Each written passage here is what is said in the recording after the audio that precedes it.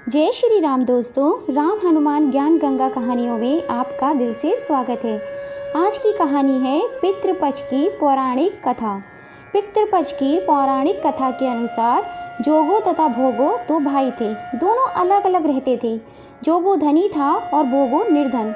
दोनों में परस्पर बड़ा प्रेम था। जोगो की पत्नी को धन का अभिमान था, किंतु भोगो की पत्नी बड़ी सरल हृदय की थी। पितृपक्ष आने पर जोगो की पत्नी ने उससे पितरों का श्राद्ध करने के लिए कहा, तो जोगो इसे व्यर्थ का कार्य समझकर टालने की चेष्टा करने लगा। किंतु उसकी पत्नी समझती थी, यदि ऐसा नहीं करेंगे तो लोग बातें बनाएंगे, फिर उसे अपने मायके वालों को दावत पर भी बुलाना और अपनी शान दिखाने का उचित अवसर कैसे मिलेगा। अतः वह बोली, आप शायद मेरी परेशानी की वजह से ऐसा कह रहे हैं, किंतु उसमें मुझे कोई परेशानी नहीं होगी।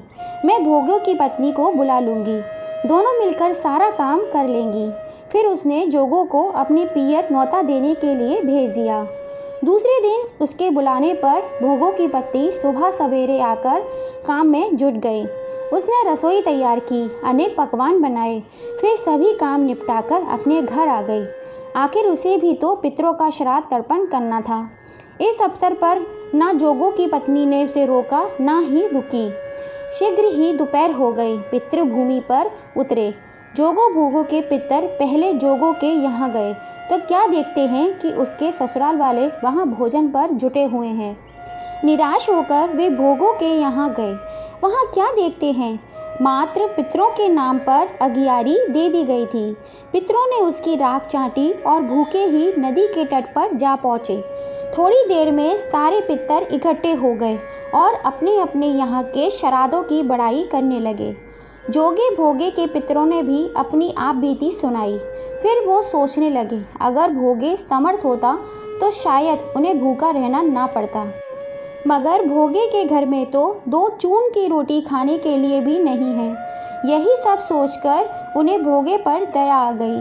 अचानक वे नाच नाच कर गाने लगे, भोगे के घर धन हो जाए, भोगे के घर धन हो जाए। सांझ होने को हुई। भोगे के बच्चों को कुछ भी खाने को नहीं मिला था। उन्होंने माँ से कहा, माँ भूख लगी है। तब उन्हें टालने की गरज से भोगे की पत्नी ने कहा, जाओ, आंगन में हौंदी ओढ़ी रखी हुई है, उसे जाकर खोद लो और जो कुछ मिले बंटवारा कर लेना। बच्चे वहाँ पहुँचे तो क्या देखते हैं, हौंदी मोहरों से भरी पड़ी हुई है।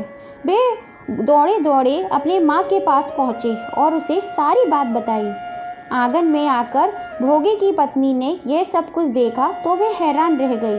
इस प्रकार भोगे भी धनी हो गया, मगर धन पाकर वह घमंडी नहीं हुआ। दूसरे साल का पितृपक्ष आया। श्राद्ध के दिन भोगे की स्त्री ने 56 प्रकार के व्यंजन बनाए। ब्राह्मणों को बुलाकर श्राद्ध किया, भोजन कराया, दक्षिणा दी। सेठ सेठानी को सोने चांदी के बर्तनों में भोजन कराया। इससे पितृ बड़े प्रसन्न तथा तृप्त हो गए। दोस्तों, आपको ये कहानी कैसी लगी? कहानी पसंद आई हो तो लाइक शेयर एंड सब्सक्राइब ज़रूर कीजिएगा। फिर मिलेंगे। जय श्री राम।